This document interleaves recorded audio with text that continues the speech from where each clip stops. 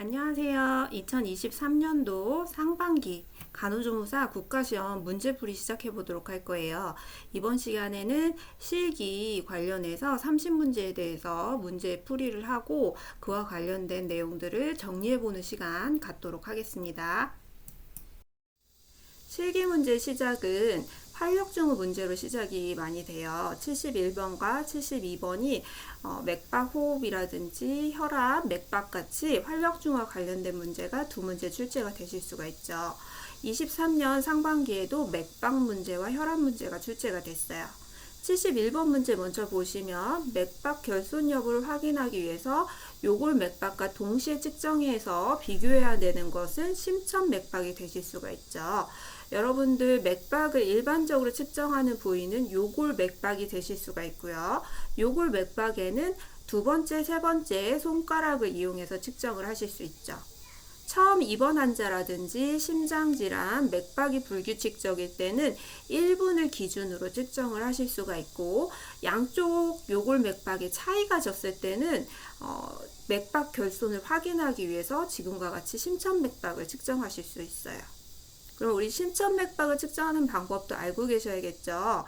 심천 맥박은 가슴을 노출시키고 손가락이 아니라 청진기를 이용해서 측정을 해주셔야 돼요. 부위는 좌측 중앙 쇄골선과 다섯 번째 늑간이 만나는 지점에다 이제 청진기를 놓고 측정을 하실 수가 있겠죠. 다른 맥박 부위도 살펴보시면 측두 맥박은 여러분들 관저물이라고 하죠. 이 눈 옆에 부위에서 이제 측정을 하실 수가 있고 어린아이들에게 많이 측정하실 수가 있는 맥박 부위가 되시겠어요. 세 번째 있는 상완 맥박인 경우는 성인의 혈압 측정 시에 상지에 청진기를 대는 부위라고 보실 수가 있죠. 4번에 있는 슬화 맥박은 하지에 혈압을 측정할 때 사용하는 맥박 부위가 되실 수가 있고요. 5번의 족배 맥박은 대퇴동맥을 이용해서 혈관 조영술 후에 하지, 발끝까지 순환이 잘 되고 있는지 확인하기 위해서 등의 외에 있는 족배 맥박을 측정하실 수가 있겠죠. 자, 72번 문제는 올바른 혈압 측정에 관한 문제라고 보실 수가 있죠. 혈압을 측정하실 때는 상황에 따라서 혈압이 높거나 낮게 나올 수 있다는 걸 알고 계셔야겠어요. 그래서 식후라든지 운동 후에, 흡연 후에, 방광이 팽면 시에 나이가 증가함에 따라 혈압이 높게 측정된다는 걸 아시고, 반대로 출혈 시라든지 수면 중 이뇨제나 진정제 투여 시에는 혈압이 낮게 측정된다는 걸 알고 시작을 해주시는 게 필요하죠. 혈압계의 눈금은 0일 때 시작을 하시고 팔의 높이는 심장 높이로 맞춰주셔야 돼요. 이때 팔의 심장 높이보다 올라간 경우에는 혈압이 낮게 측정이 되실 수가 있고 팔의 심장보다 낮은 경우에는 혈압이 높게 측정이 되실 수 있어요. 팔의 심장 높이 문제는 되게 많이 나오기 때문에 팔의 위치가 올라갈 때 혈압이 반대로 낮아진다. 반비례 관계인 거를 기억을 해주시면 되시겠어요. 그리고 커프는 상완동맥 측정한 부위에서 2에서 5cm 위에 올라가도록 커프를 감아주시고 감으실 때는 손가락이 하나 들어갈 정도의 여유를 두고 감아주셔야겠죠. 커프가 너무 느슨하게 감았을 때는 실제보다 혈압이 높게 측정이 되실 수가 있어요. 커프의 넓이는 상박 길이의 3분의 1 정도로 측정해 주시는 게 필요하죠. 그래서 혈압계 커프가 너무 좁을 때는 혈압이 높게 측정이 되고 혈압계 커프가 넓은 경우에는 혈압이 낮게 측정이 되실 수가 있어요. 그 다음에 상완동맥 위에 청진기를 대고 조절기를 열어서 바람을 뺄 때는 초당 2mmHg 속도로 내려주시는 게 필요하죠. 이때 너무 지나치게 빨리 뺀 경우에는 실제보다 수축기 혈압이 낮게 측정이 되실 수가 있어요. 이런 측정하실 때 에러가 날 수 있는 요인들을 알고 계시는 거 필요하죠. 그래서 72번 문제 혈압이 실제보다 낮게 측정되는 경우는 5번에 환자의 팔의 위치를 심장보다 높게 했을 때 낮게 측정이 되실 수가 있죠. 커프가 느슨하다든지 좁은 커프라든지 길이가 짧은 커프, 흡연 직후에는 혈압이 다 높게 측정이 되실 수가 있겠죠. 73번 문제는 비위관 영양에 관한 문제가 되시겠죠. 위관을 이용해서 영양액을 공급한 후에 위관에 30ml 정도의 물을 주입하는 목적이 무엇이냐? 위관이 막히는 것을 방지하기 위해서, 위관의 개방성을 유지하기 위해서 미온수에 30에서 60cc 정도 물을 주입해서 위관을 씻어내는 역할을 하실 수가 있겠죠.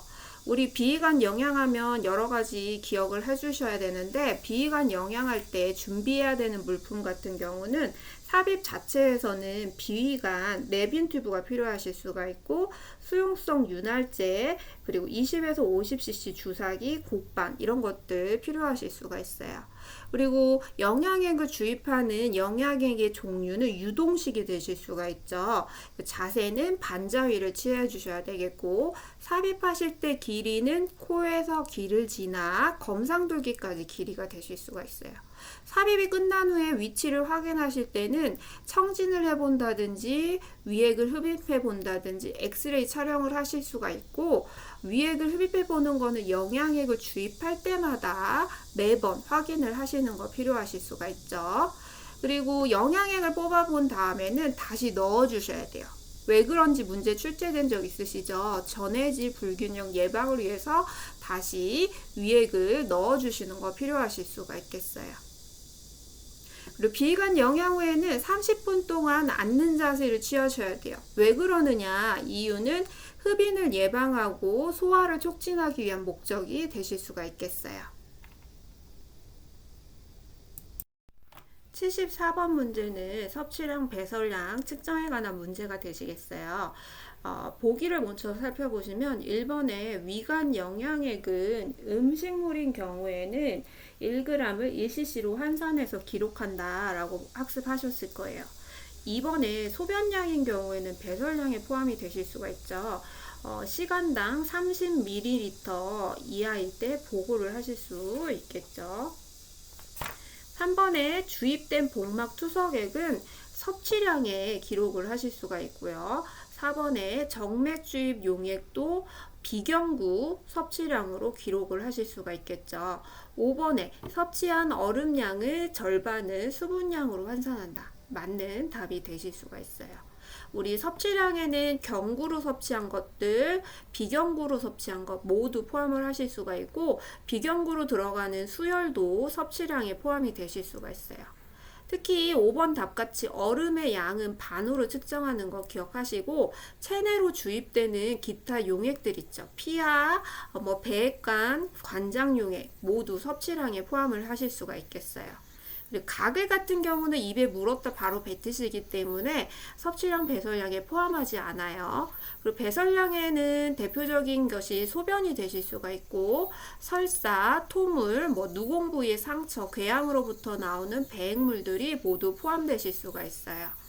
하지만 배설량에 포함되지 않는 것이 일반적인 호흡이라든지 정상적인 땀의 분비, 정상 대변은 배설량에 포함하지 않고, 과도한 호흡이라든지 심한 발한 같은 경우는 무게를 재서 배설량에 포함하실 수 있겠어요. 75번 문제는 관장에 관한, 술계에 관한 문제라고 보실 수가 있죠. 관장을 준비하실 때는 우선은 관장 튜브가 필요하실 수가 있겠고, 관장 용액이 필요하겠죠. 여기서 관장 용액은 2번 보기에도 나와 있듯이 온도가 중요한데, 성인 같은 경우는 40.5에서 43도로 준비해 주시는 게 필요해요. 용액의 온도가 너무 높으면 대장 점막이 손상을 주고, 너무 찬 경우에는 관략근에 경련이 일어나실 수 있겠죠. 그래서 수용성 윤활제도 필요하고 고무포도 필요한 상태에서 준비를 하시고, 환자의 자세는 왼쪽으로 돌아놓은 측이라든지 심슨 체위를 취하실 수가 있어요. 1번 보기도 우측이라고 나와 있기 때문에 틀린 답이 되실 수가 있겠죠. 항문을 노출시킨 후에 튜브에는 관장 용액을 넣어서 환자에게 주입하실 수 있는데, 주입할 때는 배꼽 방향으로 삽입을 하실 수가 있죠. 3번 보기와 같이 풍선을 부풀린다든지 하는 술기는 없으시겠죠. 4번 같은 경우에 관장액을 주입하실 때는 환자가 입을 벌리고 숨을 내쉬면서 이완된 상태에서 튜브가 들어가셔야 되죠. 튜브가 들어가는 길이는 성인은 10cm, 어린이는 5에서 7.5cm를 삽입하실 수 있겠죠. 그 장내에 공기가 들어가는 걸 막기 위해서 관장통의 용액이 약간 남아있을 때 조절기를 잠그는 것도 기억해 주셔야겠어요. 관장이 끝나게 되면 환자가 바로 대변을 보시면 안 되고 10에서 15분 동안은 차분 후에 대변을 보게 하셔야지 원하는 결과를 얻으실 수가 있겠죠. 그래서 답은 5번 관장이 끝나고 적어도 10분 동안 차분 후에 배변하게 한다가 답이 되실 수가 있겠어요. 그리고 관장액을 주입하는 동안에 환자가 복통을 심하게 호소하는 경우에는 관장 주입을 잠깐 멈춘다든지 관장통의 높이를 낮추는 술기 필요하실 수 있겠어요. 76번 같은 문제는 유치도뇨관 삽입이 필요한 물품이 되시겠어요. 유치도뇨 삽입하실 때는 유치도뇨관이 필요하실 수가 있고 세트가 필요하실 수가 있죠. 그리고 멸균, 외과적 무균술이 필요하기 때문에 멸균 장갑이 필요하세요. 그리고 소독소, 유치도뇨관, 여자인 경우에는 14에서 16프렌치, 남자는 16에서 20프렌치가 필요하실 수가 있죠. 그리고 멸균 증류수, 10cc의 주사기 이렇게 필요하실 수 있겠죠. 윤활제는 수용성 윤활제가 필요하실 수가 있고요. 그래서 답은 2번에 있는 멸균 증류수가 되실 수가 있죠. 유치도뇨관과 관련해서는 여러분들이 또 기억하셔야 될 게 목적이에요. 그래서 단순 도뇨와 다르게 유치도뇨관은 일정 기간 동안 배뇨관을 삽입하기 있기 때문에 장기간 자연 배뇨가 불가능한 경우라든지 하복부 수술 시에 방광의 팽창을 막기 위해서 아니면 약물을 주입해서 세척을 할 때 시간당 소변을 측정할 때 유치도뇨관을 삽입한다는 걸 알고 계셔야 되겠어요. 그 유치도뇨관 관리에서도 한 가지 기억하셔야 될 게 방광보다 소변 수집 주머니가 항상 아래로 위치하고 있어서 소변이 역류돼서 요로 감염이 생기지 않게 관리하시는 거 필요하실 수 있겠죠. 77번 문제는 외과적 무균 술기 준수에 관한 문제가 되시겠어요. 문제 먼저 보시면 멸균 용액을 멸균 용기에 준비하는 방법에 대해서 물어보고 있죠. 1번 보기를 보시면 용액병에 표기된 일렬 번호를 확인한다. 라벨과 유효 날짜를 확인하시는 거 필요하실 수 있어요. 2번 용액병의 입구가 용기에 닿은 상태로 따른다. 용액병의 입구는 O형으로 간주되기 때문에 우리가 따르실 때도 소량을 따라서 버린다 학습하셨을 거예요. 그렇기 때문에 입구 부분과 멸균된 용기가 닿으면 O형으로 간주되실 수가 있죠. 3번에 용액병의 병을 개봉한 날짜와 시간을 적어둔다. 맞는 답이 되실 수가 있죠. 그래서 다 한 번에 사용하지 못하는 멸균 용액 같은 경우는 개봉한 날짜 시간을 적어놔서 대부분 24시간을 기준으로 사용하실 수 있겠죠. 4번에 필요 이상으로 용액을 많이 따른 경우 용액병을 다시 넣는다 라고 되어 있는데 일단 따른 것은 오염된 것으로 간주되기 때문에 멸균된 용액 속으로 다시 들어가실 수 없으시겠죠. 5번에 용액병의 뚜껑을 연 후에 용액을 따라버리지 않고 용기에 붓는다 돼 있어요. 아까 얘기 드렸듯이 병의 입구 부분은 오염된 것으로 간주되기 때문에 용액을 소량 따라서 버리고 따르시는 게 필요하실 수가 있겠죠. 그리고 우리가 꼭 확인하실 때 라벨을 확인하신다고 했죠. 라벨을 위쪽으로 들어서 눈에 보이게 하시고 병의 뚜껑 같은 경우는 들고 있을 때는 안쪽이 아래로 향하도록 하시고 뚜껑을 바닥에 놓을 때는 뚜껑이 안쪽이 위로 향하게 젖혀 놓는 거 필요하실 수가 있겠죠. 외과적 무균술 할 때 포 열기 많이 나오실 수 있는데 포를 열 때도 멸균 표식을 확인하시고 몸에서 먼 쪽부터 여시고 한쪽씩 양쪽을 열고 몸에 가까운 쪽을 마지막으로 열어주시는 거 필요하실 수가 있겠어요. 섭자 같은 경우도 끝을 항상 손목보다 아래로 하시고 섭자도 24시간마다 소독을 해주셔야 되고 한 용기에는 하나의 섭자만을 꼽아서 사용해 주시고 가장자리는 오염으로 간주돼서 닿지 않도록 하시는 거 필요하실 수가 있겠죠. 78번 문제는 표준주의 간염관리 지침에 관한 문제가 되시겠어요. 표준주의는 입원 환자 모두에게 해당되는 지침이라고 보실 수가 있죠. 1번에 오염된 세탁물은 폐기한다 라고 되어 있는데 오염된 세탁물인 경우는 분리수거하시는 게 맞죠. 세탁물을 이동하거나 세탁하는 과정에서 주변 환경을 오염시키지 않도록 하시는 거 필요하시겠어요. 2번에 장갑을 벗은 후는 손위생을 실시한다. 손 씻기 시점에 관한 문제죠. 이 손 씻기는 표준주의에서 가장 핵심이 되는 내용이에요. 그래서 상황을 보시면 환자와 접촉 전과 후에 손 씻기를 해주셔야 되겠고요. 치료 행위 시행 전에, 환자의 주변 환경과 접촉 후에, 장갑을 벗은 후에, 투약과 음식 준비 전, 한 환자의 오염된 신체 부위에서 다른 부위와 접촉하기 전, 치료적 행위 또는 체액에 노출되었을 가능성 있는 행위 후에는 손 씻기를 꼭 하시는 게 필요하실 수가 있죠. 3번에 분비물이 없어도 보안경을 착용한다. 이 부분은 틀린 거가 되실 수가 있죠. 표준주의 같은 경우는 다른 격리와 다르게 이제 꼭 보호장구를 착용하시는 게 아니라 혈액이나 체액에 오염되었거나 오염이 의심되는 경우에 예상되는 경우에 개인 보호구를 착용하실 수 있겠어요. 네 번째, 오염된 주사바늘 소독해서 폐기한다. 오염된 주사바늘은 바로 손상성 폐기물에다 버려주시는 거 필요하실 수 있죠. 5번에 기침할 때 손과 입을 코를 막아 호흡기 예절을 지킨다. 호흡기 예절 같은 경우는 입과 코를 휴지로 가리고 휴지가 없는 상황일 때는 옷소매를 이용하시는 거 필요하죠. 그리고 사용했던 휴지는 바로 버리는 거 필요하실 수 있겠어요.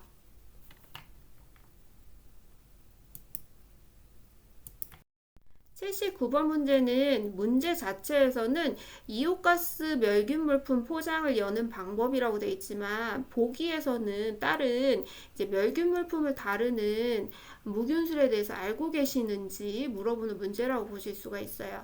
우선은 이온가스 멸균에 대해서 아셔야 되겠죠. 이온가스 멸균은 38에서 54도씨에서 105분 동안에 이제 멸균을 거치는 저온 멸균 방법이 되실 수가 있죠. 이온가스 산화 에틸렌 가스를 이용하는데 그게 인체 유해예요. 그래서 8시간에서 12시간의 통기 과정을 거쳐야 되는 단점이 되실 수가 있죠. 그래서 바로바로 사용하지 못하는 단점이 되실 수 있죠. 그에 비해서 저온으로 이제 멸균을 하기 때문에 열에 약한 것들, 고무, 플라스틱, 내시경류, 특수섬유 카테타 등 이런 것들을 돌릴 수 있는 장점이 있고 유효기간이 6개월이라는 기간 동안이기 때문에 긴 장점이 있을 수가 있죠. 2번부터 보기를 보시면 포장을 열 때 허리 높이 아래에서 작업한다 되어 있는데 우리 멸균 외과적 무균술의 기본 원칙에서 항상 허리 밑에는 오염으로 간주된다 하신 거 기억나실 거예요. 그래서 틀린 답이 되실 수가 있고 3번에 날카로운 물품은 꺼즈로 끝을 싸거나 전체를 싸서 멸균한다. 그것도 기억하신다면 오답이라는 건 아실 거고요. 4번에 멸균된 포장지가 축축하면 건조해서 사용한다. 외과적 무균술에서 오염된 것으로 간주되는 것들에서 대부분이 축축하거나 젖은 것, 허리 밑에 시야 밖으로 벗어난 것들 다 오염으로 간주되실 수 있죠. 5번에 멸균된 포장지 안쪽을 손가락을 넣어서 벌린다. 포장지 안쪽은 멸균된 부분인데 피부는 멸균이 되실 수 없죠. 그래서 비멸균과 멸균이 닿았을 때는 오염으로 간주가 되실 수가 있죠. 그래서 5번도 틀린 답이 되실 수 있겠어요. 80번 문제는 격리에 관한 문제가 되시겠어요. 요즘 격리 문제도 빠지지 않고 나오고 있죠. 그래서 격리 내용을 먼저 살펴보도록 하면 옆에 보시면 역격리가 나와 있죠. 약한 환자를 보호하는 격리라고 보시면 돼요. 그래서 백혈병, 심한 피부염, 화상, 스테로이드 치료하시는 분, 방사선 치료 중이신 분들, 이렇게 면역력이 약한 대상자를 하는 게 역격리가 되실 수가 있죠. 접촉 경계 같은 경우는 질환 같은 경우는 MRSA, VRE 같은 다제내성균들, 유행성 출혈혈, 이질, 로타바이러스, 단순 포진, A형 간염이 여기에 해당이 되실 수가 있어요. 접촉 격리에서 기억하셔야 되는 거는 가운, 장갑 착용, 개별 용품을 사용한다죠. 그리고 세 번째, 공기맥의 경계예요. 공기주의 격리 지침 같은 경우는 질환이 홍역, 수두, 결핵이 대표적일 수가 있고 음압 격리가 필요하죠. 그래서 다른 공간 간에 공기의 흐름이 연결되게 하시면 안 되겠어요. 그리고 들어가실 때 N95 마스크 필요하실 수가 있어요. 홍역과 수도 같은 경우는 동일한 바이러스이기 때문에 코호트 격리, 같은 공간에서 격리가 가능하지만 활동성 폐결핵인 경우에는 균주의 특성이라든지 전염력이 다르기 때문에 격리를 다른 공간에서 하도록 하시는 거 필요하실 수가 있겠어요.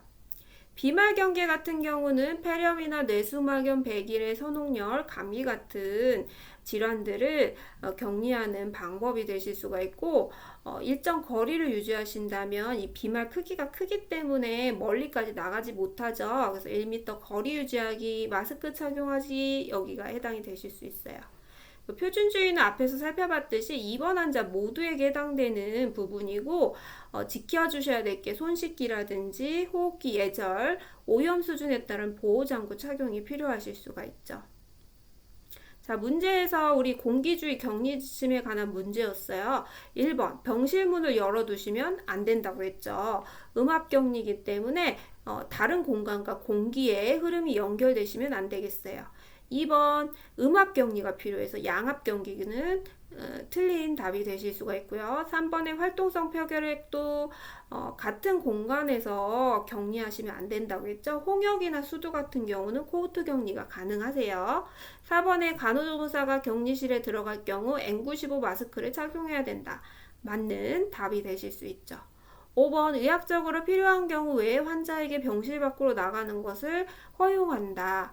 의학적이 필요인 경우에만 외부로 나가시는 게 허용되실 수가 있는 거죠.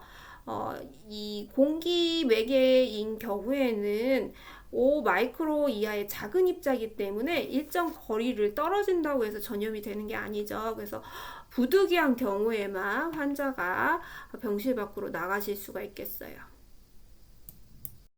81번 문제는 욕창 관리에 관한 문제라고 보실 수 있죠. 환자의 천걸 부위가 붉게 변했다 하면은 욕창의 첫 번째 단계라고 보실 수가 있죠. 이때는 치기를 취해주시고 이제 몸과 매트리스에 닿는 면적을 좀 줄여주시는 거 필요하실 수가 있죠. 무릎 사이에 베개도 껴주시고 하시면 더 좋으실 수 있어요. 답은 4번 치기 자세가 답이 되실 수가 있죠. 1번에 다리를 올리는 자세에 변형된 트렌들렌버그 포지션이 되실 수 있죠. 얘는 쇼크일 때 취할 수 있는 자세가 되실 수가 있고요. 2번과 3번은 반자위와 자위 자세가 되실 수가 있는데 두 개 다 심장수술이나 호흡기 질환이 있으실 때는 좋을 수 있지만 욕창일 때는 이 마찰력과 음직력, 압력이 가해져서 욕창이 천골 부위 더 많이 생기게 하는 자세가 되실 수가 있죠. 5번은 앙하이 자세예요. 앙하이는 기본적인 체위이긴 하지만 천골 부위의 욕창이 잘 호발할 수 있는 자세라고 보실 수가 있겠죠.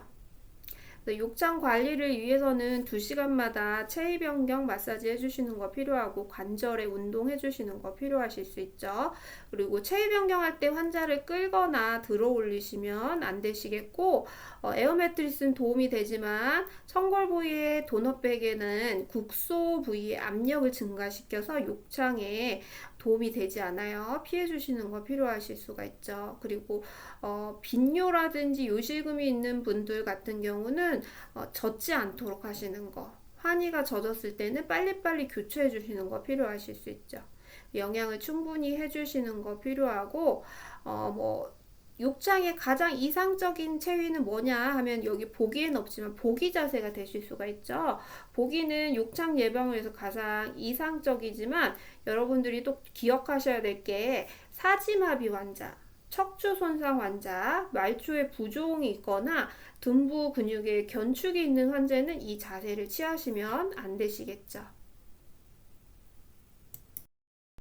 82번 문제는 위치 관리 방법이 되시겠어요. 구강위생 중에서 틀니, 위치에 대한 문제들 많이 나오죠. 보기 보시면 1번의 위치는 100% 과산화수소 용액으로 세척한다. 아니죠. 위치 같은 경우는 전용 세정제를 이용하거나 흐르는 물에 씻어주시는 거 필요하실 수가 있겠어요. 특히나 치약을 이용하시면 마모가 생길 수 있기 때문에 치약 사용하시면 안 되겠어요. 2번에 빼낸 위치는 뜨거운 물로 살균한다. 뜨거운 물로 하시면 의치에 변형이 생기실 수가 있죠. 그리고 보관하실 때도 너무 건조하게 보관을 하신다면 의치에 변형이 생길 수 있기 때문에 물에 담가 놓으시는 거. 물은 미지근한 물을 사용하시는 거 필요하실 수가 있죠. 3번과 같이 의치는 찬물에 담가 상태로 보관을 한다. 맞죠? 4번의 의치는 건조시킨 후에 착용하게 한다. 젖은 상태에서 껴주시는 게 삽입이 더 잘 들어가실 수가 있죠. 그래서 위치를 삽입하기 전에는 이불 세정제로 헹군다든지 가볍게 물로 헹군 후에 끼워주시는 거 필요하시고 착용하실 때는 윗니부터 끼시고 아랫니를 끼우는 거 필요하실 수가 있죠. 5번에 위치를 끼우기 전에 잇몸에 지용성 윤활제를 바른다. 지용성 같은 경우는 기름 성분이죠. 쓰시면 안 되겠어요. 쓰신다면 뭐 수용성을 쓰시는 게 맞겠죠. 그리고 윤활제 자체가 필요 없고 침도 있고 물도 이제 한 모금 드신 다음에 끼우시면 윤활이 되기 때문에 윤활제까지는 필요 없으시겠어요. 자, 의치 관리하실 때 파손 위험성 있죠. 그래서 닦으실 때 세면대 바닥에 수건을 깐다. 흐르는 미온수로 찬물로 헹군다. 뚜껑 있는 불투명한 컵에 물에 담기게 해서 의치의 변형을 방지한다. 잘 기억해 주셔야겠죠. 의치는 수술이나 무의식 환자, 경련, 수면 시에는 제거를 하고 있는 거 필요하죠. 질식 위험성 때문에 제거하시는 거 필요하실 수 있겠어요. 83번 남성의 회음부 간호 보조 활동에 관한 문제 되시겠어요. 회음부 간호도 여성, 남성 번갈아 가면서 문제들이 출제가 잘 되고 있는 부분이죠. 특히나 자세라든지 하는 방법 잘 알고 계셔야겠어요. 1번에 절석이 자세를 취한다. 남성의 경우에는 앙하이 자세를 취하시죠. 여성인 경우에는 배횡하이 자세죠. 절석이는 회음부 질 등 생식기 검사 시에 취할 수 있는 자세에 되실 수가 있죠. 이번에 항문 주위는 제외하고 닦는다. 항문까지 닦는 걸 회음부 간호라고 하실 수가 있죠. 남성 같은 경우에 특히나 귀두에서 음경, 치골, 항문 순서대로 닦아주시는 거 필요하시겠어요. 3번에 젖은 수건으로 닦은 후에 물기를 남겨둔다. 회음부라든지 침상 목욕 같은 경우에 항상 젖은 걸로 닦고 물기를 닦아주시는 것, 건조하는 것까지 간호 활동에 들어가실 수가 있죠. 4번에 포경수술을 하지 않은 경우는 포피를 뒤집어서 닦는다. 필요하죠. 그리고 둥글게 귀두 부분을 닦아주시는 것도 필요하시겠어요. 5번에 치골 부위에서 음경 끝을 향해서 나선형으로 닦는다. 순서가 있었죠. 남성 같은 경우도 방향이 귀두에서 음경, 음경에서 치골, 치골에서 항문 순서대로 닦아주시는 거 필요하시겠어요. 여기서 여성분들도 기억을 하시면 여성은 자세 배횡하이 위에서 아랫 방향으로 닦아주셔야 되죠. 대음순, 소음순, 요도, 질, 항문 순서대로 닦아주시고 매번 닦을 때마다 수건의 면은 다른 면을 사용하시는 거 필요하시겠어요. 84번은 옷 입히는 순서에 관한 문제가 되실 수가 있죠. 여러분들 편마비 있는 환자인 경우에 마비가 있는 경우에 옷 입으실 때 순서는 옷 입으려고 하니까 먼지가 많이 나 입을 막아야 될 것 같아 입, 마, 거 이렇게 외우라고 여러분들한테 얘기를 드렸는데 입을 때 마비, 건측 순서대로 입으시면 되겠죠. 벗으실 때는 편마비 있는 경우에는 건강한 쪽을 먼저 벗으시고 옷을 입으실 때는 불편한 쪽부터 입는 거 순서 꼭 기억해 주셔야겠어요. 단추가 없는 상의를 입으실 때는 마비된 팔을 먼저 입히시고 가운데가 머리를 끼워주셔야겠죠. 그 다음에 마지막에 건강한 팔을 끼는 순서대로 입어주셔야겠어요. 하의인 경우에는 다른 동작이 또 추가되죠. 무릎을 세우시는 거예요. 무릎을 세우시고 마비된 발을 먼저 끼우시고 그 다음에 건강한 발 끼우시고 엉덩이까지 끼우신 다음에 허리를 들어보세요 해서 엉덩이를 든 상태에서 이제 허리 부분에 옷을 올려주시는 거 필요하실 수가 있겠죠. 또 헷갈리시는 게 정맥주사인데요. 정맥주사 같은 경우는 마비가 없는 상태일 때는 정맥주사를 먼저 손목 안쪽에 통과시키시고 정맥주사를 걸 때 걸어 놓으시고 수액을 막고 있는 팔을 통과를 시키시고 마지막에 반대편 팔에 환희를 입혀주시는 거 필요한 거죠. 그래서 정맥주사 막고 있는 팔, 반대편 팔 순서대로 입는 거죠. 하지만 여러분들이 또 기억하셔야 될 게 편마비 환자인 경우 순서가 달라지죠. 편마비 환자가 정맥주사를 맞고 있다 하는 경우는 마비 있는 쪽 팔을 먼저 끼워주시고 정맥주사를 소매 쪽에 통과시킨 다음에 정맥주사를 맞고 있는 팔을 마지막에 껴주시는 거 입는 순서가 되실 수가 있겠어요. 그 순서 꼭 암기하셔서 기억을 하고 계셔야겠죠. 문제 보시면 오른쪽 편마비 대상자였어요. 입으실 때 그러면 오른쪽부터 먼저 입으시는 게 필요한 거죠. 그래서 답은 왼쪽보다 오른쪽 팔에 소마를 먼저 입힌다가 답이 되실 수가 있어요.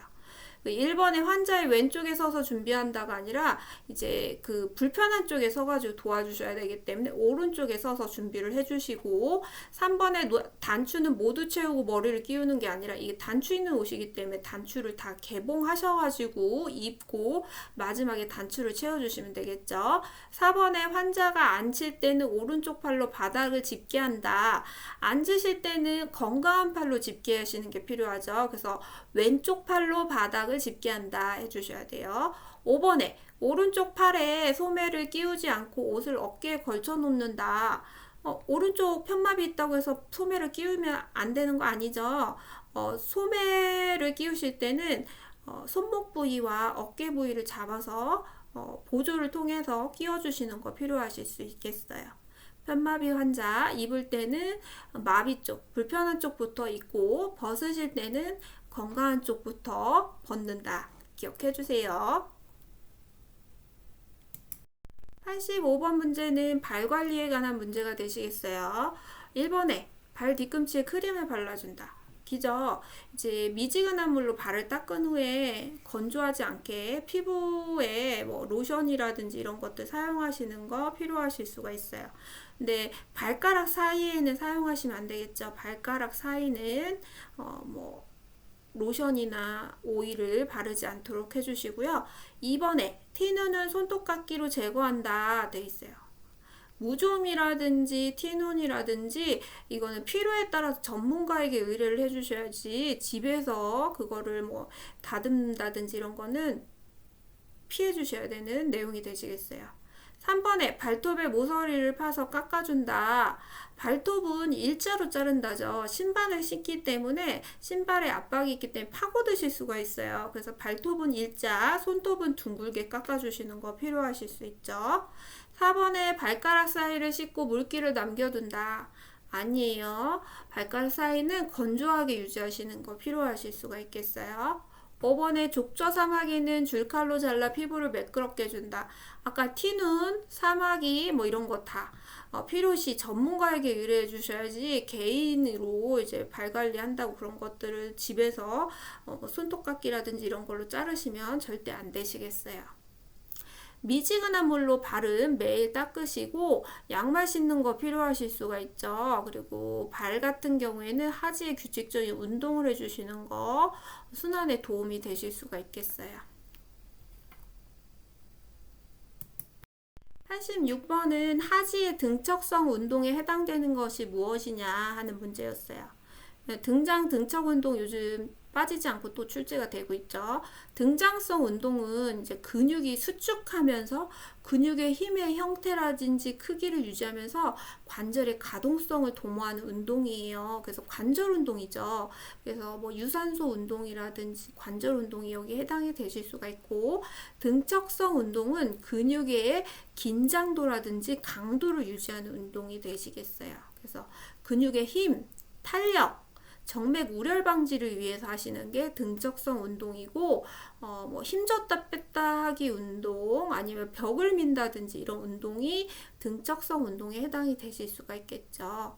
1번에 무릎을 구부리는 운동은 등장성 운동이 되실 수가 있죠. 발가락을 아래로 구부리는 거 굴곡 신전 운동이 되실 수 있죠. 얘도 등장성 운동이겠고요. 다리를 전체로 앞으로 들어 올린다. 얘도 등장성 운동이 되겠고, 발바닥이 몸의 중심으로 향하게 돌린다.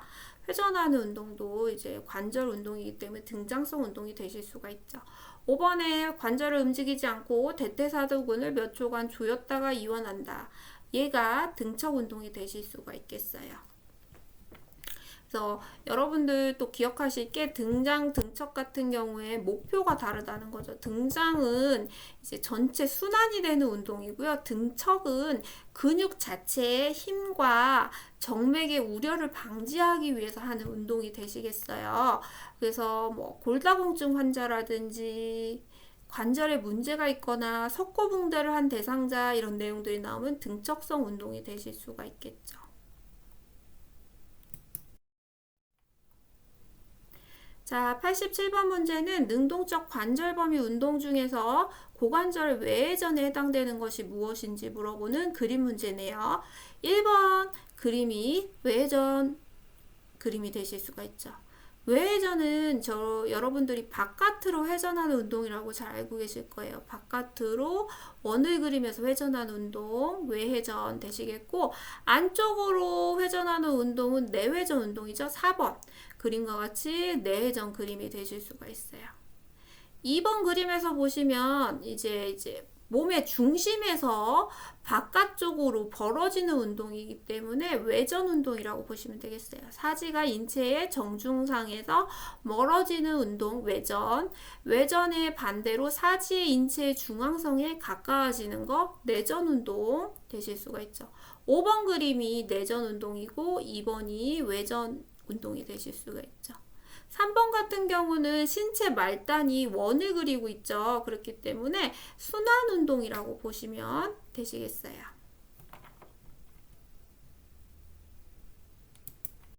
88번은 왼쪽 다리가 불편한 환자가 보행기를 이용해서 걷는 순서로 옳은 문제가 되시겠어요. 보행기 이용하는 보행 운동 시에는 보행기도 팔의 각도가 30도로 구부러지고 기대지 않고 똑바로 쓰셔야 되겠죠. 보행기의 높이는 둔부 높이로 맞춰주시는 게 올바른 자세가 되시겠고요.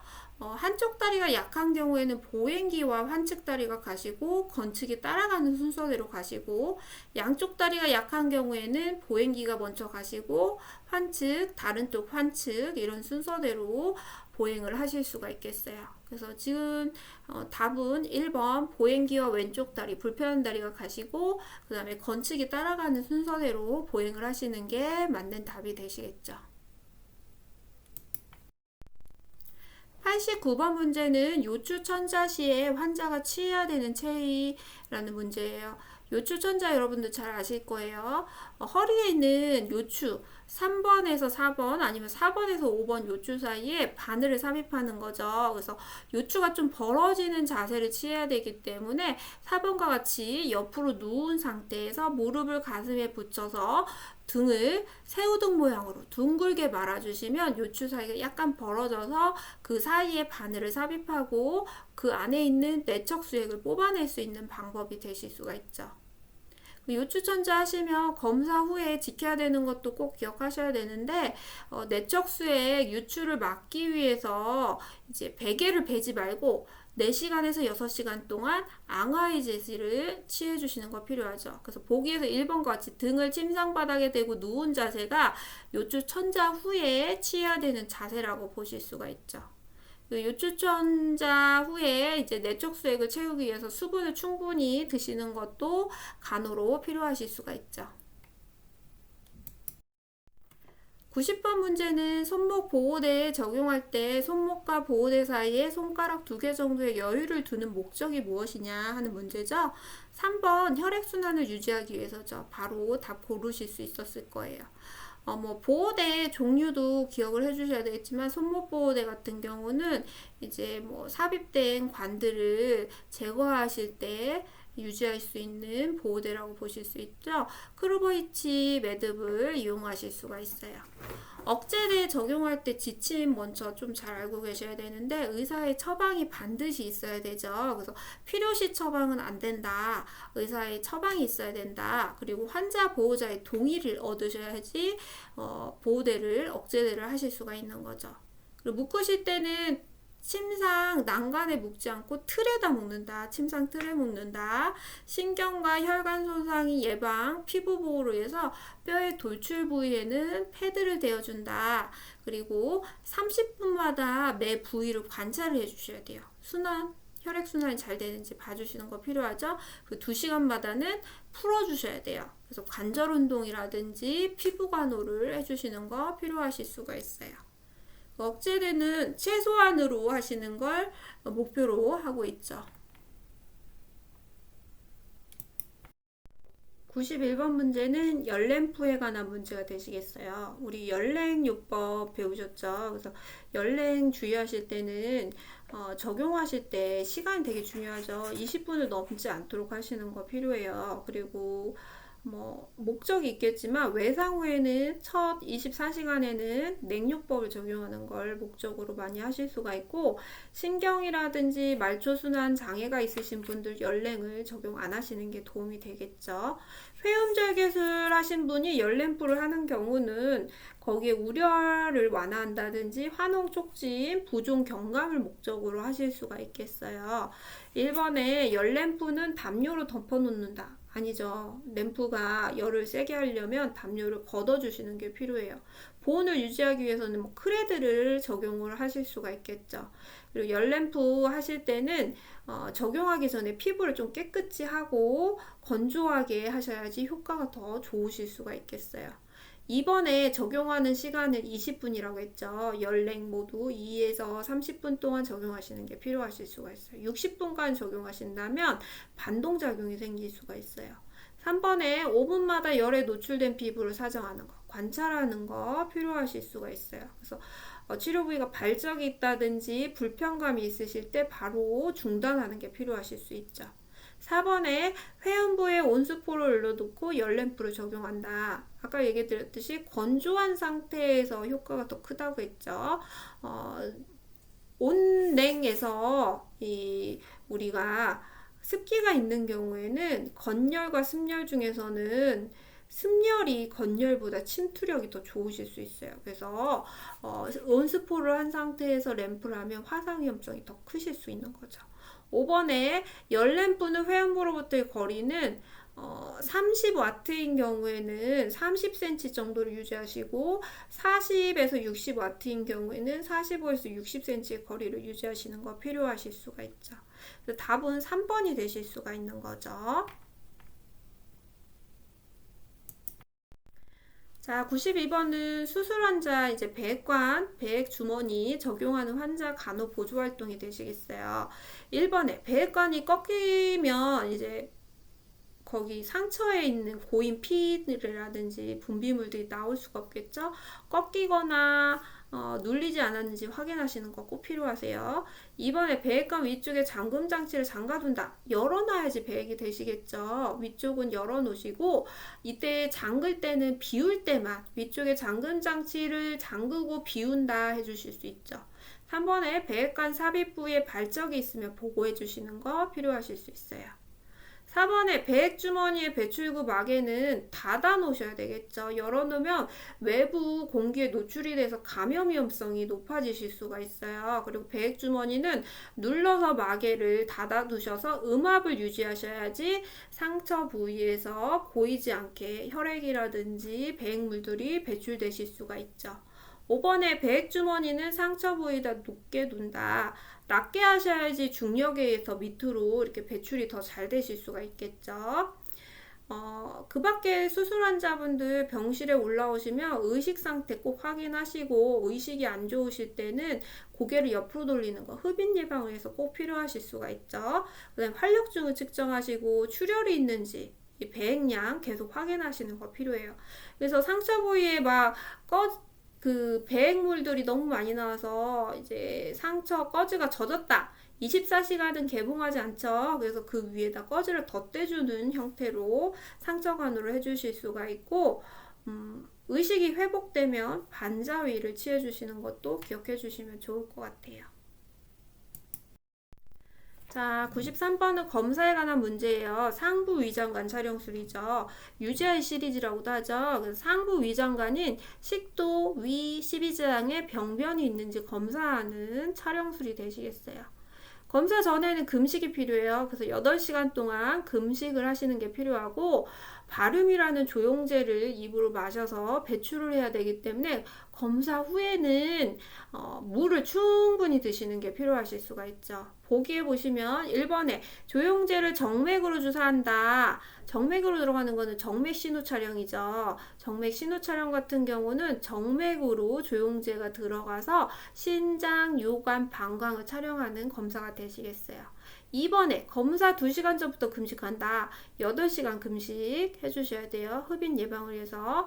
3번 금식 중에 담배를 피우는 것이 허용된다. 금식하실 때는 담배도 피시면 안 되시겠어요. 4번에 검사 후에 회색변을 볼 수 있다. 흰색변을 볼 수 있다. 기죠? 바름이 섞이면 변이 흰색으로 보실 수가 있어요. 얘가 딱딱하게 굳어서 분변 매복을 유도할 수 있기 때문에 수분을 충분히 드신다든지 배출이 잘 안 되는 경우에는 관장까지 하실 수 있겠어요. 5번에 검사 후에 수분 섭취를 충분히 해주시는 거 필요하실 수 있죠. 94번 문제는 대변 자멸 검사에 대한 문제가 되시겠네요. 대변 자멸 검사인 경우에는 출혈이 있는지 확인하는 검사라고 보실 수가 있죠. 그래서 자멸, 혈액이 섞여 있는지 검사하는 거기 때문에 3일 전부터 붉은 것들은 좀 피해 주셔야 돼요. 붉은색 야채, 철분제, 육류 식사를 좀 피해 주시는 거 필요하실 수가 있죠. 보기 보시면 1번에 대변 자멸 검사 같은 경우는 금식이 필요 없으세요. 2번 검사 전 붉은 육류 섭취를 피해 주시는 거 필요하죠. 3번 대장 내시경 검사를 통해서 검체 채취한다. 일반적인 대변을 보시고 2g 정도 검체를 채취하시는 거 필요하실 수 있어요. 4번 검체 채취 시 외과적 무균술이 적용한다. 내과적 무균술만 적용해 주시면 되겠죠. 외과적 무균술이 필요한 경우는 소변 배양 검사 같이 무균적으로 받아야 되는 경우에 무균술 필요하실 수 있죠. 5번에 검사 3일 전부터 철분 제제를 복용하지 않는다. 맞죠? 답이 5번 되시겠어요. 대변 받으실 때 특히나 기억하실 게 또 소변하고 섞이면 안 되겠죠? 그리고 또 기생충 아메바 검사를 하실 때는 대변을 받은 즉시 검사실을 내리시고 보관을 할 경우에도 냉장 보관하시면 안 된다는 거 기억하셔야겠어요. 95번 24시간 소변 검사에 관한 문제예요. 24시간 소변 같은 경우는 24시간 동안에 신장에서 생성되는 소변의 양을 평가하기 위해서 하는 검사이기 때문에 누락이 생기면 안 되죠. 그래서 소변 수집할 때 흘렸다든지 하면 처음부터 다시 받는 게 필요하실 수가 있겠어요. 그리고 검사를 시작할 때는 첫 소변을 버리고 다음날 같은 시간까지 소변을 받아주시는 거 꼭 기억해 주셔야겠죠. 그래서 1번의 보기를 보시면 소변을 수집할 때는 깨끗한 중간 소변을 받게 한다. 얘는 일반 소변 검사할 때 그렇게 중간 소변 받는 거 필요하시죠. 2번에 검사가 시작되는 시점에서 본 소변은 용기에 수집한다. 검사가 시작되는 시점의 소변은 버려주시고 다음날 소변까지 받아주셔야 되죠. 3번, 소변 수집 중에 소변을 버렸다면 처음부터 다시 수집해야 된다. 맞죠? 정답이 되시겠어요? 4번, 검사가 종료되는 시점에 본 소변을 수집해 주시는 게 맞죠?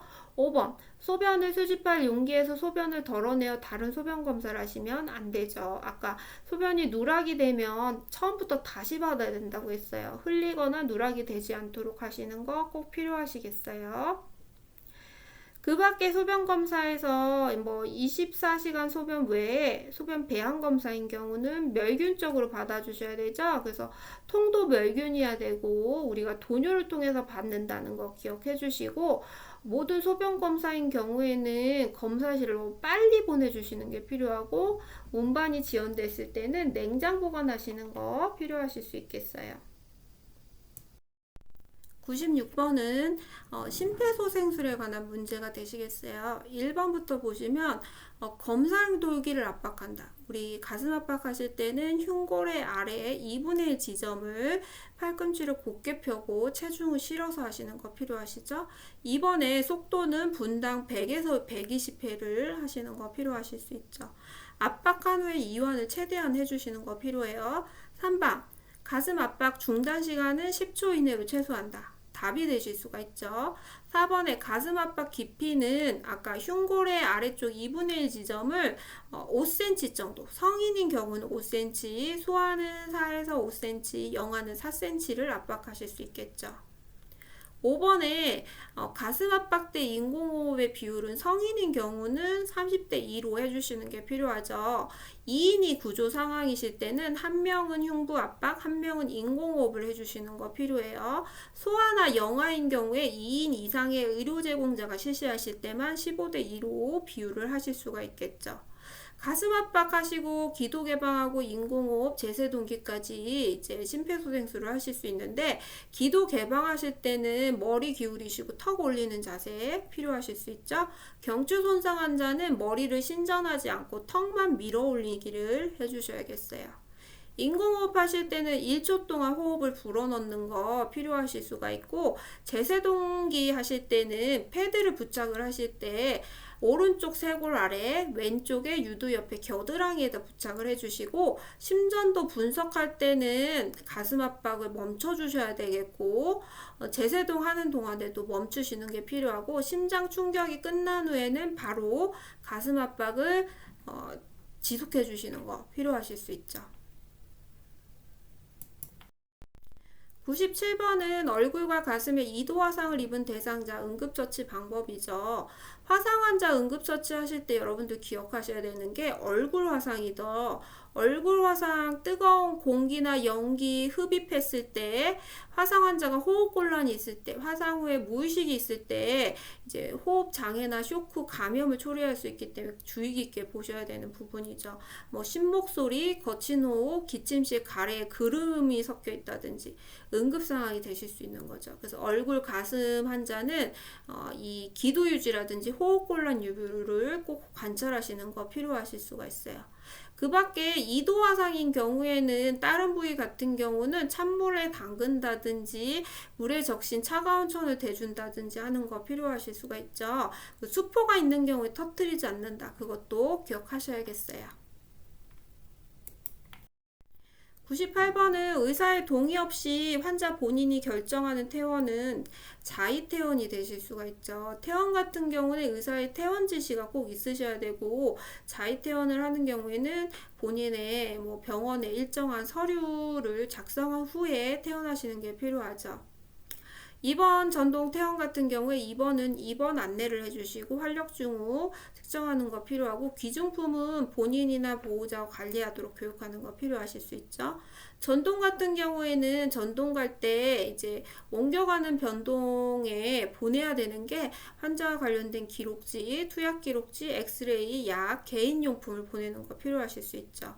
퇴원은 추후 병원 방문 일자라든지 장소를 안내해주고 집에서 시행해야 되는 운동이라든지 투약법을 교육하는 거 필요하실 수 있겠어요.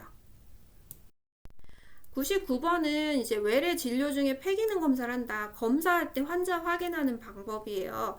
5번과 같이 환자에게 이름과 생년월일을 말하게 하고 환자 리스트와 대조하는 방법 사용하실 수가 있죠. 환자 확인이 필요한 시점은 의약품을 투여하거나 혈액제제를 투여할 때, 아니면 검사, 처치, 수술, 시술 시행 전에, 아니면 외래 진료 중에 환자 확인이 꼭 필요한 상황이 되실 수가 있어요. 환자를 확인할 때는 이름과 등록번호 아니면 주민번호, 생년월일을 꼭 확인하시는 거 필요하고, 환자 확인하는 절차에는 개방형 질문을 꼭 해주시는 거 필요하실 수가 있겠어요. 환자가 의식이 없거나 의사소통이 어려운 경우에는 입원 환자인 경우에는 입원 팔찌와 환자 정보를 확인하시고, 외래 환자인 경우에는 외래 환자 인식표를 이용해서 확인하시거나, 필요시 보호자의 도움을 받아서 이름과 등록번호 2가지 이상을 꼭 확인하시는 거 필요하실 수가 있겠어요. 신원 미상 환자이다 이럴 경우에는 응급실에서 소지품이나 경찰을 통해서 확인하거나, 신분이 확인되기 전까지는 무명남, 무명녀라고 등록번호에 표시하는 거 필요하실 수 있겠어요. 100번 문제는 의사소통에 관한 문제죠. 폐쇄형 질문에 해당되는 것이 무엇이냐라고 나와 있었어요. 앞에서 환자 확인할 때 개방형 질문을 한다라고 했듯이, 개방형 질문은 무엇을 어떻게 등과 같이 단어로 시작되는 질문이에요. 그래서 이 질문을 하게 된다면 그 질문을 받은 사람은 넓게 포괄적으로 자유롭게 자기를 의사소통을 이야기할 수 있는 방법이라고 보실 수가 있죠. 폐쇄형의 질문 같은 경우는 예, 아니요로 특정하게 제한된 응답을 요구할 때 쓰는 방법이고, 짧은 시간 안에 이제 정보를 빨리 효과적으로 뽑을 때 폐쇄형 질문을 하실 수가 있겠어요. 그래서 우리 치료적 의사소통, 비치료적 의사소통 하실 때는 치료적 의사소통에는 개방형 질문들을 많이 하게 되겠죠. 그래서 질문에 이제 내담자가 자유롭게 답변을 할 수 있고, 바람직한 촉진 관계를 열어놓기 위해서 이제 개방형 질문을 치료적 의사소통에서 많이 쓰실 수가 있는 거죠. 이렇게 실기문제 30문제 풀이해 보셨는데요. 다음 시험 준비하실 때 많은 도움이 되셨으면 좋겠어요. 감사합니다. 마치도록 할게요.